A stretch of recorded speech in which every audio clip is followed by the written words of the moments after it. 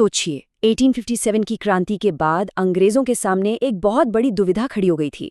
उन क्रांतिकारियों का क्या किया जाए जिन्हें मौत का डर ही नहीं था? इसका जवाब उन्होंने निकाला काला पानी, एक ऐसी सजा जिसे मौत से भी ज्यादा खौफनाक बनाने के लिए डिजाइन किया गया था। हाँ, मौत से भी ज्यादा डरावना क्या हो सकता है? यही सवाल था जो अंग्रेजों के जहन में घूम रहा था।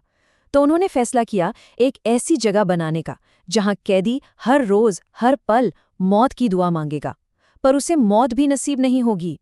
80,000 ये है उन राजनीतिक कैदियों की संख्या जिन्हें अंग्रेजों ने उस नरक में भेजा था जिसका नाम था सेलुलर जेल।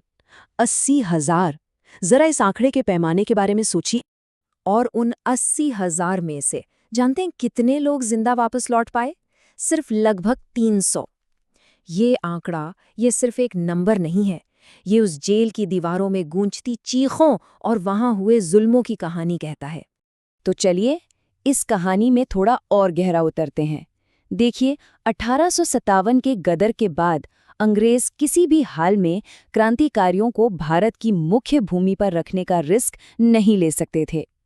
उन्हें ऐसी जगह चाहिए थी जो इतनी दूर हो, इतनी अलग थलग हो कि जहां से वापस आना नामुमकिन हो। और ये तलाश जाकर खत्म हुई अंडमान और निकोबार द्वीप समूह पर।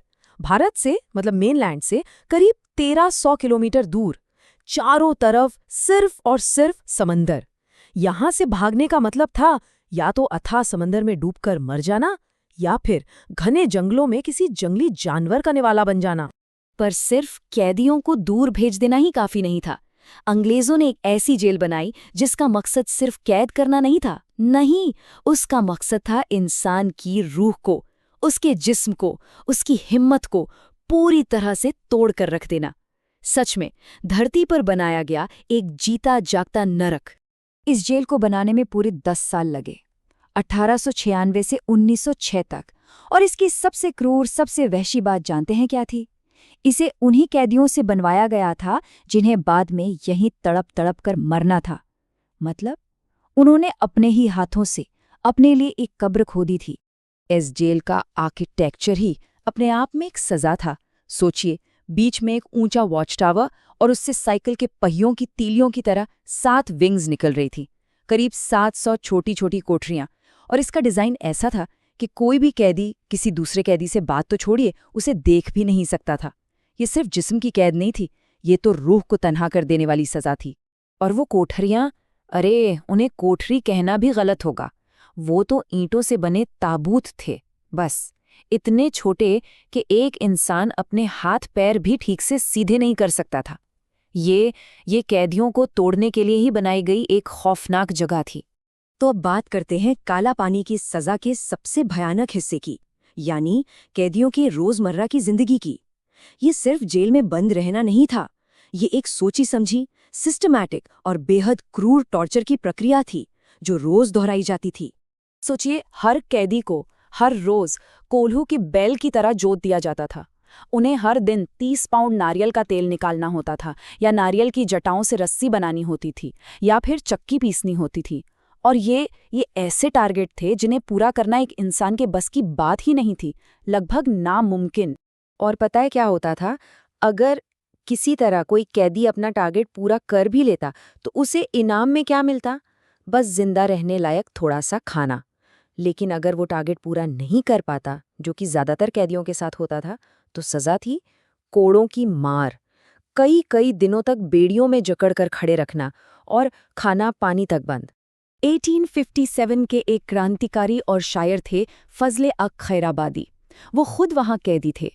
उन्होंने लिखा है, और उनके शब्द रोंगटे खड़े कर देते हैं। उन्होंने लिखा, यहाँ मामूली बीमारी भी जानलेवा है, बुखार का मतलब मौत का पैगाम है, और बीमारों की चीखों पर किसी को तरस नहीं आता। सीधी सी बात थी, वहां इलाज के नाम पर कुछ नहीं था, जरा सा बुखार भी मौत का गारंटी था। लेकिन इतनी ज्यादती, इतनी जुल्म और चारों तरफ सिर्फ निराशा के माहौल के बावजूद उन कैदियों का जज्बा टूटा नहीं। उन्होंने हार नहीं मानी और हर मुमकिन तरीके से अपने अंदर क्रांति की आग को जलाए रखा। इनका विरोध कई तरीकों से सामने आया, जैसे कि मार्च 1868 में एक साथ 238 कैदियों ने भागने की कोशिश की। भूख हड़तालें तो जैसे आम बात थीं, जिसके जवाब में उन्हें जबरदस्ती खाना खिलाया जाता था, जो अपने आप में एक और टॉर्चर था। और तो और कई ऐसे भी थे जिन्होंने इस जिल्लत की जिंदगी से बेहतर मौत को गले लगाना समझा। ये भी उनका एक तरीका था विरोध जताने का। लेकिन विरोध की सबसे बड़ी, सबसे हिम्मत वाली कहानी तो अभी बाकी थी। एक ऐसा कारनामा जिसने ब्रिटिश साम्राज्य की जड़ों को हिलाकर रख दिया। ये कहानी थी भारत के वाइसरॉय लॉर्ड मेयो की हत्या की। बात है फरवरी 1872 की। वाइसरॉय लॉर्ड मेयो अंडमान द्वीप समूह के दौरे पर आए। शायद वो अपनी आंखों से देखना चाहते थे कि उनके हाथों से बनाया गया ये नर्क ठीक से काम कर भी रहा है या नहीं। उसी जेल में एक कैदी था, शेर अली अफरीदी। वो बस एक मौके की तलाश में था, और जैसे ही उसे वो मौका मिला, उसने सीधा वाइसरॉय पर ही हमला कर दिया। और बस, भारत में ब्रिटिश राज का सबसे ताकतवर आदमी एक कैदी के हाथों उसी की बनाई जेल के अंदर मारा गया।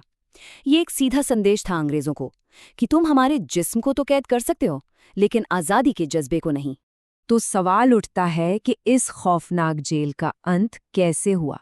खैर, इसका अंत किसी इंसानियत के नाते नहीं हुआ, बल्कि दुनिया भर में जो राजनैतिक हालात बदल रहे थे उनकी वजह से हुआ। हुआ ये कि दूसरे विश्व युद्ध के दौरान 1942 में जापानी फौज ने अंडमान पर कब्जा कर लिया, और फिर युद्ध खत्म होने के बाद जब खुद अंग्रेजों के पैर भारत से उखड़ रहे थे, तो 1945 में उन्होंने इस जेल पर हमेशा के लिए ताला लगा दिया। आज सेल्युलर जेल की दीवारें बेशक खामोश हैं, लेकिन अगर आप ध्यान से सुने तो उनकी ईंटों से आज भी इनकलाब की वो गूंज सुनाई देती है। ये सिर्फ एक जेल नहीं है, ये हमारी आज़ादी के लिए दी गई अनगिनत कुर्बानियों की एक जीती जागती याद दिलाता है। और ये हमें एक सवाल के साथ छोड़ जाता है कि आज़ादी के लिए दी गई ऐसी और कितनी कुर्बानियों की कहानियां होंगी जो इतिहास के पन्नों में कहीं खो गई हैं और आज भी अनकही हैं।